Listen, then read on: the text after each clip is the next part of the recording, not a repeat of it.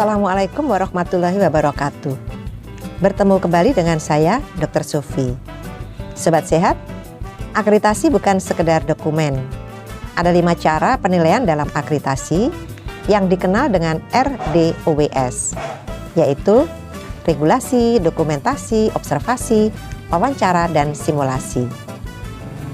Artinya adalah pada saat proses penilaian akreditasi, surveyor akan melakukan 5 hal, meliputi pertama melihat dokumen regulasi, yaitu SK, pedoman, panduan, dan SPO.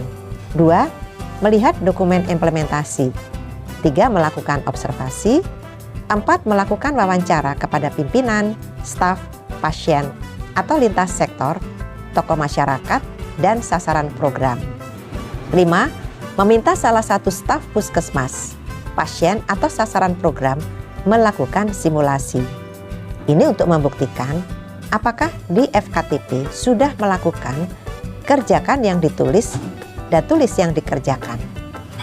Channel YouTube Dr. Sofi dibangun untuk itu semua. Sobat sehat, video saya yang ke-219 ini akan membahas penyebab infeksi di fasilitas pelayanan tingkat pertama. Sebelum melihat video 219 ini, saya anjurkan Sobat Sehat melihat video tentang PPI di FKTP pada video 212 sampai dengan 218 dan juga melihat video 132. Di video 219 ini, kita akan membahas penyebab infeksi. Dalam Permenkes RI nomor 27 tahun 2017, infeksi didefinisikan sebagai suatu keadaan yang disebabkan oleh mikroorganisme patogen dengan atau tanpa disertai gejala klinik. Sumber infeksi dapat berasal dari masyarakat atau komunitas atau community acquired infection, fasilitas pelayanan kesehatan, dan pelayanan kesehatan lainnya termasuk FKTP atau fasilitas kesehatan tingkat pertama. Untuk memahami bagaimana infeksi terkait pelayanan kesehatan maupun infeksi yang bersumber dari masyarakat, maka dibutuhkan pengetahuan tentang penyebab infeksi, rantai penularan penyakit infeksi, faktor risiko, dan dampaknya. Penyebab penyakit infeksi meliputi 4 hal, antara lain 1. Infeksi virus, 2. Infeksi bakteri, 3. Infeksi jamur, 4. Infeksi parasit. Yuk kita bahas satu persatu. Pertama, infeksi virus. Virus adalah merupakan salah satu penyebab infeksi yang paling sering ditemui. Virus tidak dapat diamati dengan mikroskop biasa karena ukurannya yang sangat kecil, lebih kurang 1/50 bakteri. Virus mengandung sejumlah kecil asam nukleat atau DNA atau RNA, tetapi tidak kombinasi keduanya. Virus diselubungi semacam bahan pelindung yang terdiri atas protein, lipid, glikoprotein, atau kombinasi ketiganya. Virus bersifat parasit obligat. Hal tersebut disebabkan karena virus hanya dapat bereproduksi di dalam material hidup dengan menginvasi dan memanfaatkan sel makhluk hidup. Dengan kata lain, virus tidak dapat hidup di alam bebas. Hanya bisa hidup sebagai parasit dalam inangnya, baik hewan, tumbuhan, atau manusia. Namun tiap-tiap virus hanya menyerang sel-sel tertentu dari inangnya. Jika tubuh inang tidak mampu mengatasi atau mengendalikannya, maka sel inang akan rusak atau sakit. Virus berkembang biak dalam sel inangnya dengan cara memasukkan asam nukleat ke inti sel inang. Replikasi terjadi melalui penggandaan materi genetik sel inang dan mengambil alih metabolisme sel inang untuk membentuk materi genetik virus itu sendiri. Itulah sebabnya virus dapat berkembang dengan sangat cepat menjadi epidemi bahkan pandemi.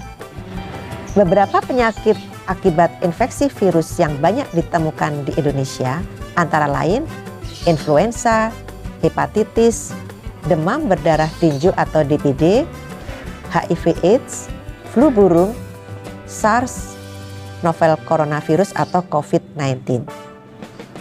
Kedua, infeksi bakteri. Bakteri adalah kelompok mikroorganisme yang tidak memiliki membran inti sel dan berukuran sangat kecil, namun lebih besar dari virus. Bakteri memiliki peran besar dalam kehidupan manusia karena dapat memberikan manfaat di bidang pangan, pengobatan, dan industri. Namun, kelompok bakteri yang patogen justru sangat merugikan manusia. Bakteri dapat ditemukan hampir pada semua tempat, di tanah, air, udara, dalam simbiosis dengan organisme lain maupun sebagai agen parasit atau patogen, bahkan dalam tubuh manusia. Pada umumnya, bakteri berukuran 0,5 sampai 5 mikroM, tetapi ada bakteri tertentu yang dapat berdiameter hingga 700 mikroM. Penyakit infeksi yang disebabkan oleh bakteri patogen yang banyak ditemukan di Indonesia antara lain demam tifoid, tuberkulosis atau TB, pneumonia, infeksi saluran kemih, difteri, batuk rejan atau pertusis, dan sepsis. Ketiga, infeksi jamur. Di Indonesia, jamur merupakan salah satu penyebab infeksi yang cukup banyak. Jamur mudah tumbuh di daerah beriklim tropis, hangat, kelembapan tinggi, dan tidak higienis. Jamur adalah organisme yang dapat hidup secara alami di tanah atau tumbuhan. Bahkan jamur bisa hidup di kulit manusia. Meskipun normalnya tidak berbahaya, namun beberapa jamur dapat mengakibatkan gangguan kesehatan yang serius. Beberapa contoh penyakit akibat jamur yang sering terjadi antara lain infeksi jamur kaki atau athlete's foot, kemudian infeksi jamur kulit atau panau pada kuku, infeksi jamur pada vagina, histoplasmosis, blastomikosis, kandidiasis, dan aspergillosis. Sebagian jenis jamur juga dapat menyebabkan meningitis dan pneumonia. Keempat, infeksi parasit. Parasit adalah organisme yang hidup pada atau dalam makhluk hidup lain atau inang dengan menyerap nutrisi tanpa memberi bantuan atau manfaat lain padanya. Parasit dapat menyerang manusia dan hewan. Parasit penyebab infeksi yang banyak ditemui antara lain cacing, amuba, malaria, giardia, amuba, toksoplasma. Demikianlah Sobat Sehat, di video 219 ini kita telah membahas penyebab infeksi. Sobat Sehat bisa membaca lebih rinci pada Permenkes RI nomor 27 tahun 2017 dan Pedoman Teknis PPI di FKTP tahun 2020.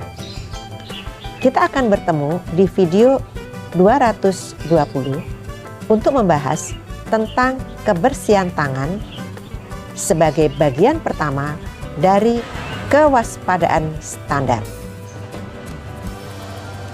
Sampai di sini dulu ya. Semoga selalu sehat. Wassalamualaikum warahmatullahi wabarakatuh.